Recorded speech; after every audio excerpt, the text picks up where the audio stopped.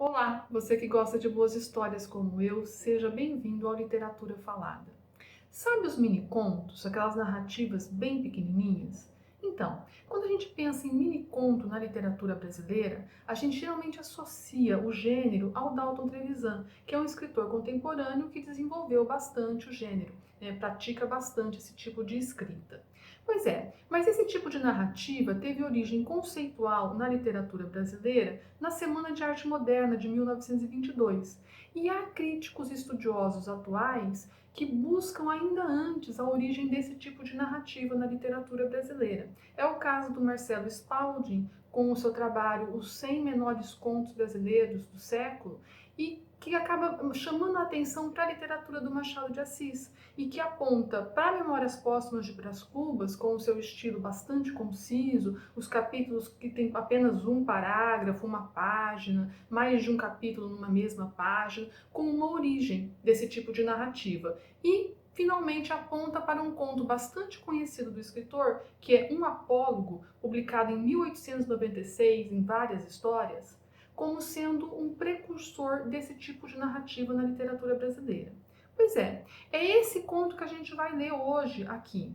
É um conto pequeno, é um conto rápido, que você pode acompanhar na tela. Eu vou disponibilizar, uma vez que é um texto que está em domínio público, e você pode ler junto comigo, ou você pode apenas ouvir se você estiver fazendo outra coisa. Enfim, é um convite que eu te faço. Vamos ler um apólogo?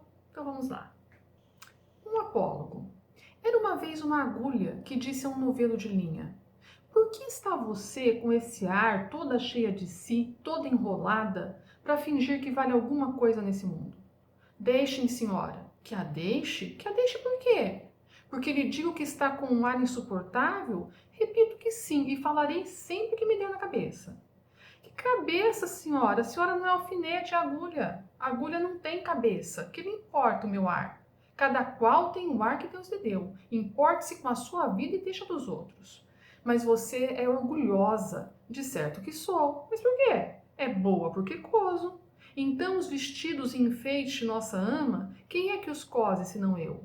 Você? Esta agora é melhor. Você é que os cose, você ignora que quem os cose sou eu, e muito eu.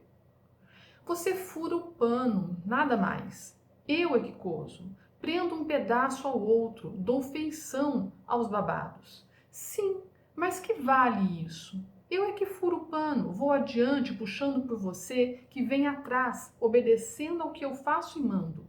Também os batedores vão adiante do imperador. Você é imperador? Não digo isso, mas a verdade é que você faz um papel subalterno, indo adiante, vai só mostrando o caminho, vai fazendo o trabalho obscuro e ínfimo. Eu é que prendo, ligo, ajunto. Estavam nisto quando a costureira chegou à casa da baronesa. Não sei se disse que isso se passava em casa de uma baronesa, que tinha a modista ao pé de si para não andar atrás dela. Chegou a costureira, pegou do pano, pegou da agulha, pegou da linha, enfiou a linha na agulha e entrou a coser. Uma e outra iam andando orgulhosas, pelo pano adiante que era a melhor das sedas, entre os dedos da costureira, ágeis como os galgos de Diana, para dar a isto uma cor poética. E dizia a agulha: então, senhora Linha, ainda teima no que dizia há pouco? Não repara que essa distinta costureira só se importa comigo? Eu é que vou aqui entre os dedos dela, unidinha a eles, furando abaixo e acima. A linha não respondia nada, ia andando, buraco aberto pela agulha, era logo enchido por ela, silenciosa e ativa como quem sabe o que faz e não está para ouvir palavras loucas. A agulha, vendo que ela não lhe dava resposta, calou-se também e foi andando. E era tudo silêncio na saleta de costura. Não se ouvia mais o plic, plic, plic, plic da agulha no pano. Caindo o sol, a costureira dobrou a costura para o dia seguinte. Continuou ainda nesse e no outro, até que no quarto acabou a obra e ficou esperando o baile.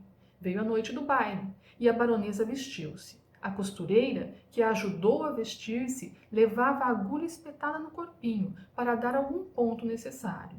E quando compunha o vestido da bela dama e puxava a um lado e ao outro, arregaçava daqui ou dali, alisando, abotoando, acolchetando, a linha para mofar da agulha perguntou-lhe: Ora agora, diga-me quem é que vai ao baile no corpo da baronesa, fazendo parte do vestido e da elegância?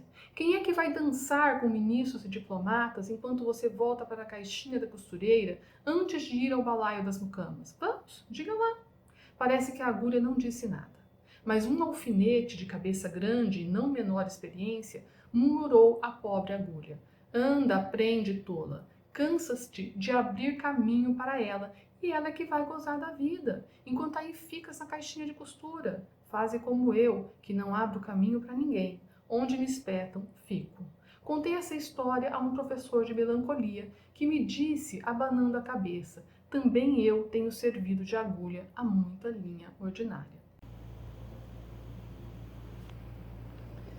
Bom, um apólogo, como eu disse de início, foi recolhido no livro Várias Histórias e ele aparece nesse livro ao lado de contos muito conhecidos, muito famosos de Machado de Assis, como por exemplo A Cartomante, O Enfermeiro, Uns Braços, para citar alguns.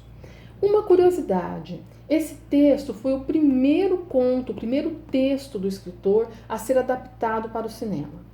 Isso foi feito no ano de 1939, ano do centenário do nascimento de Machado, que nasceu em 1839. Esse filme é um curta-metragem e ele traz uma breve introdução em que nos é falado sobre a vida do escritor, enfatizando a ideia de um homem pobre que se transformou aí num patrimônio nacional. Esse filme está disponível no YouTube, você está vendo algumas imagens que eu fiz dele. Eu quero ver se eu deixo o link na descrição desse vídeo para que vocês possam acessar caso queiram, mas se vocês acharem mais fácil, é só entrar no YouTube e digitar Um Apólogo Machado de Assis que deve aparecer. É um filme em preto e branco, deve ter um pouco menos de 20 minutos e eu acho especialmente curioso de assistir. Como eu sempre digo, o objetivo aqui do Literatura Falada é promover a leitura, antes de mais nada, e também trazer eventualmente alguma reflexão, alguma ideia do que é tratado no texto que se aborda, que se lê, enfim. Então, o meu objetivo não é analisar o texto, mas para não ficar aquela sensação de vazio que fica depois que a gente termina uma leitura, eu trouxe aqui algumas considerações do professor e pesquisador Paul Dickson, quando ele aborda os contos de Machado de Assis em um artigo que ele publicou no ano de 2005 na revista Teresa, da Universidade de São Paulo. O título do artigo é Modelos em Movimento, os contos de Machado de Assis. Eu vou deixar na descrição do vídeo a bibliografia desse artigo, caso você queira ler. Quando ele fala sobre um apólogo, ele faz as seguintes considerações. Eu abro aspas e leio para vocês. O significado humano dessa fábula está bem claro, mesmo antes da humanização realizada no último parágrafo. Algumas almas são agudas, penetrantes e originais, mas pela própria agudeza parecem carecer de presença ou da capacidade de atrair os outros e de solidificar as relações. Outras, moralmente mais flexíveis, mas bem menos agudas, têm o talento de aproveitar os esforços alheios, conseguindo assim criar contatos fortes e estabelecer uma presença no mundo. Esse jogo de paradigmas humanos opostos não podia ser mais redutivo e simples. Não há nenhuma questão de criar personagens verossímeis, mas ao mesmo tempo parece-me que o conto cria uma visão bem convincente da interação social. Fecha aspas. Essas são as palavras do professor e pesquisador Paul Dickson sobre Um Apólogo do Machado de Assis. É isso aí, espero que você tenha gostado e até o nosso próximo encontro. Lembrando a vocês que agora o Literatura Falada está também no Instagram. Literatura Falada, lá você vai encontrar um conteúdo um pouco diverso daquele que eu trato aqui, com frases interessantes, indicações de livros, comentários sobre livros, etc, etc. Vejo vocês lá também. Até o nosso próximo encontro.